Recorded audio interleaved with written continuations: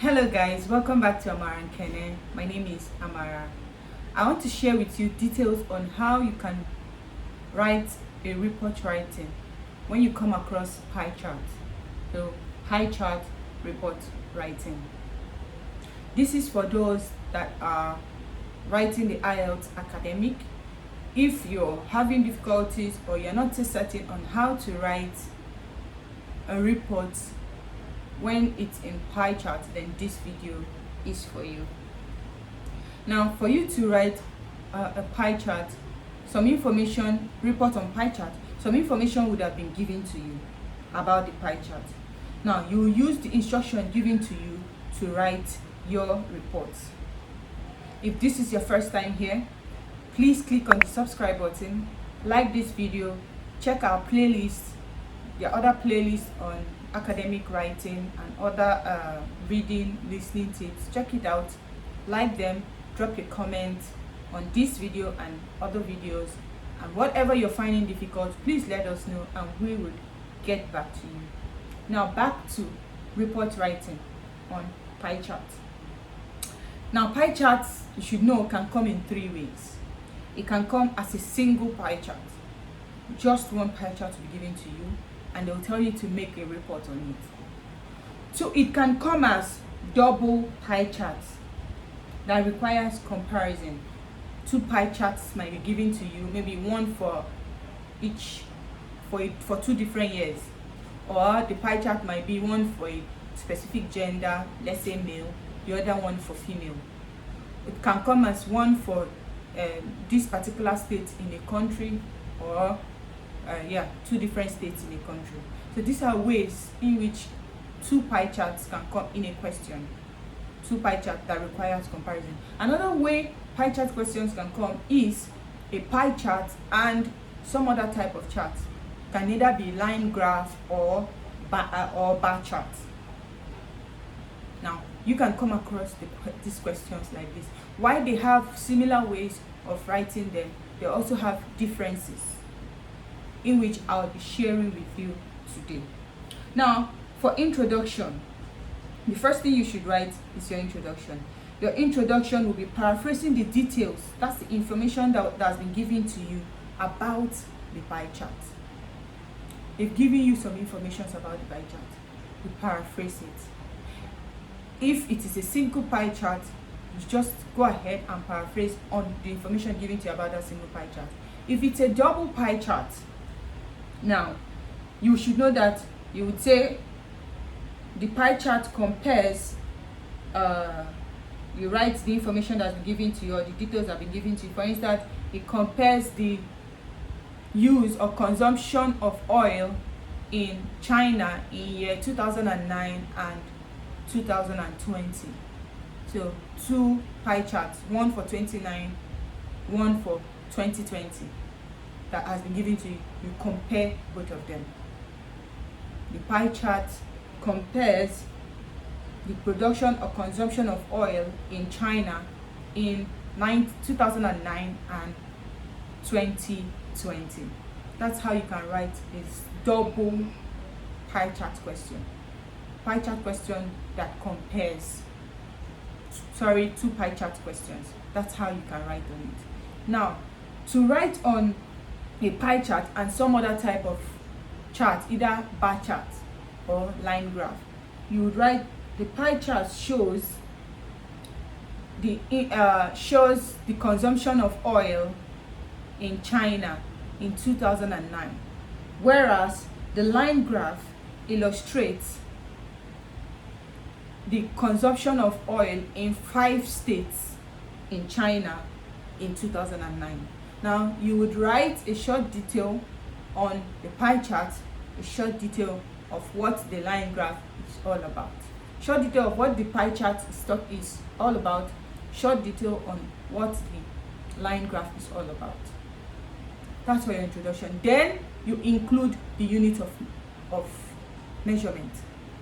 If the pie chart is measured in percentage, you said the unit of measurement for the pie chart is in percentage, while that of the line graph is in millions. You include your unit of measurement.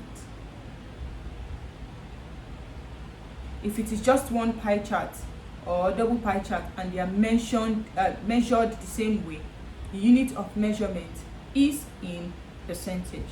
That's all. Now, moving on, you would write your overview. Overview is key features in the pie chart. Maybe you notice a particular data there increased. That might be your overview. Overall, it is noticeable that Shanghai consumed more oil in China. That's just key features. The highest, the least, the largest. That is what should be there. Now, in a case where it is two pie charts, two pie charts, you can either note the largest from both pie charts, the lowest from both pie charts, or you note the changes. For instance, Shanghai has 50% in 2009, when in 2020 it has just 10%. Your overview can be based on that. Overall, it is noticed that Shanghai had the largest percentage and changed over time, or changed over the years. Whatever changes you notice, that is what you can use as your overview. You compare both pie charts. Now, when it's a pie chart and some other type of chart, for instance, on a line graph, you say overall it is noticeable that on a pie chart, Shanghai had the highest consumption rate on oil, while on the line graph it is seen that Shanghai started at a low range and went ahead to finish as the highest state or to consume oil in China. So your overview would be on the overall of what the key feature you can see on the pie chart and the key feature you can see on the line graph. Don't forget, do not include any data on it. If you include, it is no longer an overview. It will not be counted as an overview, and you need an overview in your report writing. Now you move on to body paragraph. For one pie chart, body paragraph 1, maybe you take the key feature of the largest detail there, the one with the largest detail, you write on it on paragraph 1. If there are two, you write both of them on the paragraph 1. Then those with the least percentage, you write on them in your paragraph 2. When it is double pie chart, you would pick those that had significant differences or significant changes. You write them in your body paragraph 1. Those with least or say no change at all, you write them in your body paragraph 2. Now, when it is a pie chart and a graph, now your body paragraph 1, you write on the changes of the pie chart. You write on it. What changes can you see? Then if you get to body paragraph 2, you write on the changes on the line graph. So body paragraph 1 for pie chart, body paragraph 2 for line graph. Now, what are your language of change that you would use? If it is for over a period of, there's a time frame, like for instance, I gave 2009 and 2020, then you would use language of change. It increased dramatically, it reduced sharply, moderately,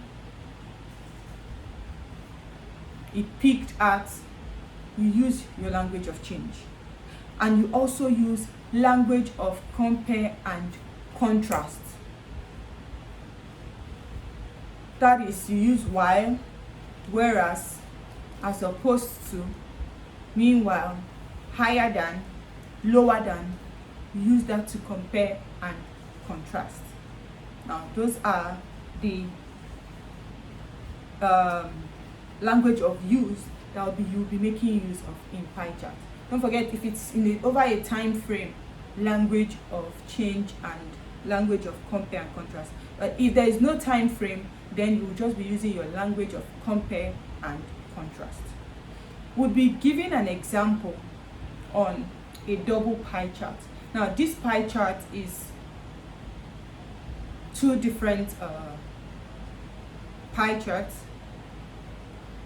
and details were provided on them, and we are expected to write on them. Now, look at this example. This is it. Now, it has two different pie charts for different courses in a school, and you are expected to write on it, and they've listed out the courses for you. There are 6 courses. Now, looking at it, our Ielts would be our introduction. The pie chart compares, because there are 2 pie charts there, so you're comparing. The pie chart compares the proportion of enrollment on 6 different courses at a UK College of Education in 2010 and 2012. That will be our introduction. One of the pie charts is for 2010, the other is for 2012. So I have given an introduction on both of them. They are both pie charts, 2 pie charts there. Now, what will be our overall? Overall, that's an overview. Overall, it can be seen that the greatest change was in the percentage of enrollment to sports science courses. Now, if you notice, science courses has the highest percentage there. So that will be my overall. I'll pick that as my overview. That the one with key features, and that's what I have picked. Sport science courses. Now, I have also mentioned my unit of measurement when I said it can be seen that the greatest change was in percentage of enrollment to the sports science courses. I've mentioned that it's in percentage there. Okay, so we've written our introduction, we've written our overview. Now let's look at our body paragraph. Now, in 2010, the most popular course was social studies, representing just over a quarter of all enrollment. And although it was still a popular course by 2012, it has fallen to 1/5 of the total. When you compare both of them, you see it's actually dropped. Yeah, it was still popular, but there was a change, it dropped. Now, I'll also go on and write, at 25.7%, nursing was the second most popular subject to study. But this fell significantly to only 14%. So it fell from 25.7 to 14%. Significantly, I've used a language of change there. It fell significantly to only 14% 2 years later. Initially, enrollment on the sports science course was fairly low at only 11.9%. However, the figure increased dramatically over the 2 years to represent the largest proportion of enrollment in 2012 at 25.5. Now, I have spoken on those that had large change. They had the largest change. That is what I have written on my body paragraph 1. Now, on my body paragraph 2, I'll write those that have the least change. Why I chose the largest change in my body paragraph 1 is there are the interesting details there. They contain the interesting information there. So do not leave those with interesting detail to talk about those with least detail. Start with the interesting details. Include the interesting details or the significant details on your body paragraph 1. Then those with least or no change at all, you write them on your body paragraph 2. On our body paragraph 2, we start as less change was seen in the remaining 3 courses. Enrollment on the engineering course went up slightly to 18.5% in 2012, but psychology remained virtually unchanged. This was also the case of carpentry, which experienced very low levels of enrollment throughout the period. I didn't have to start mentioning each percentage. I used my language of change, my language of compare and contrast. I just said they experienced low levels. I didn't have to mention the percentage. I only mentioned the changes I observed there. And in total, my word count was 175 words. And I'm just required to write 150. So my words are covered. So you can see that it's not compulsory you write the percentages there. You just have to note the changes. Higher, lower. You can still go ahead and write the percentage. But you should be able to not be predictable. Don't be predictable. You can make changes to show the examiner you know what you're talking about. Don't forget, in report writing, they do not need a conclusion from you, They do not need an opinion from you. It's a factual report. Report what you can see in your own words. Do not give a conclusion. Do not give an opinion. I am going to drop a question on a single pie chart, and I want you all to try it. You can write the introduction and the overview. Drop it on the comment section if you can. Just write an introduction and overview of this single pie chart that I will share with you at the end of this video. Once again, I am so glad to have you here, and I hope this video would help you in your quest of conquering Ielts Academic Tax 1. Thank you so much for watching this video, and I will see you next time. I still remain Amara. Until then, bye.